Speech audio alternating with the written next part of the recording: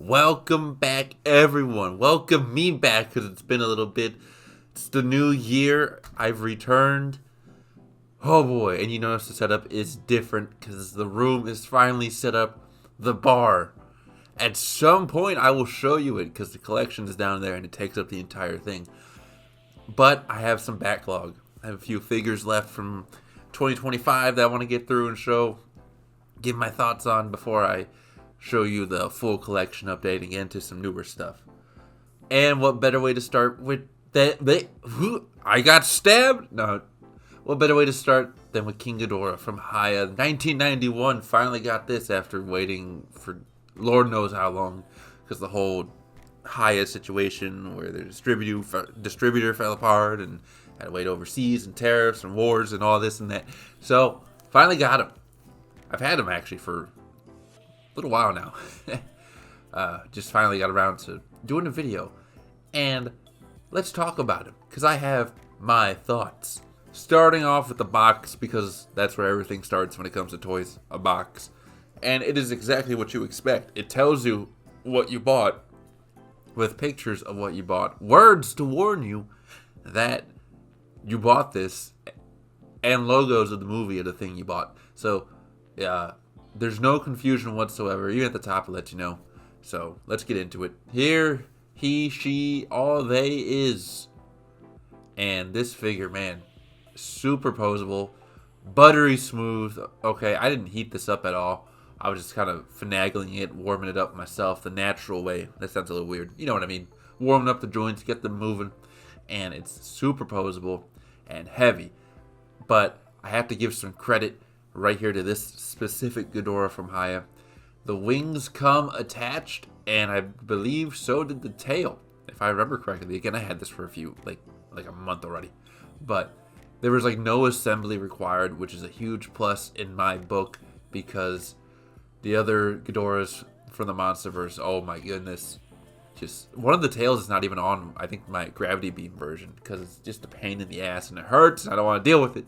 This one came ready out of the box, all right, pre-cooked. It's a blessing. Very happy with it. Look at this tail. Look at the details. You know they're great. Spin around, scrape it against the table. Awesome stuff here.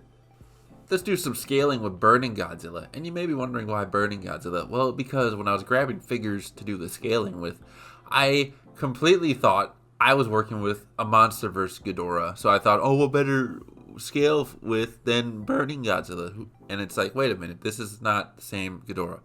So I fucked up on that part. But you still get an idea. We have the Playmates in the Hiya version of Burning Godzilla that I showed.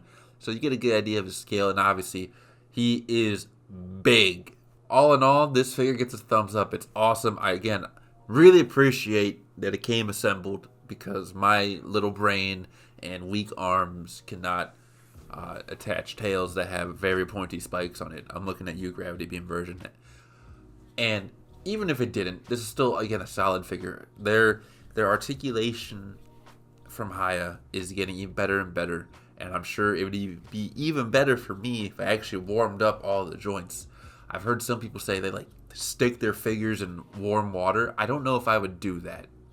I'd feel like the waters would get trapped and just, I don't know. Maybe I just need a hair dryer. I have a hair dryer. Maybe I need to plug it in and just blow this thing up. But either way, the what you can get out of the box is just awesome. And I really like this figure. And it definitely looks good on the shelf, because it takes up the entire shelf. That's how big it is. Let's look at some other things I've got recently. This is the most recent. My local Target actually got another round of these mystery figures that come in the buildings. For $5, you get a little figure. There he is, a green Godzilla. I think that's a rare one. I really like this just for the buildings. I paint them, and then they make little good accessories for the 6-inch figures.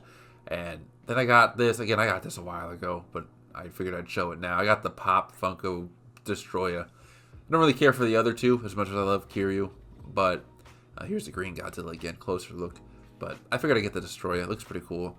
The Space Godzilla looked cool too. I did not pick that one up though. I wish I did. But here I am, Space Godzilla-less. But these all get a thumbs up. Very nice. Very grateful for the recent pickups. I hope you all are doing well. It's a happy new year. Let it be a happy new year. And I got a few more things to wrap up from the previous year, like I said. I got the Ninja Turtles. I got a SH Monstars figure. And I believe that's it. And then I'll show the updated collection. And then we can go from there because we have a great year ahead. Really? Yes, we do. I'm on the hunt for Playmate Scylla and Rodan too. It's kicking my ass. I'm not finding them. All my targets in my area have just got restocks of previous waves. So that's a little upsetting. But the time will come. The time will come. Anyway, guys, I hope you all enjoyed. I hope you all take care. And I'll see you all next time.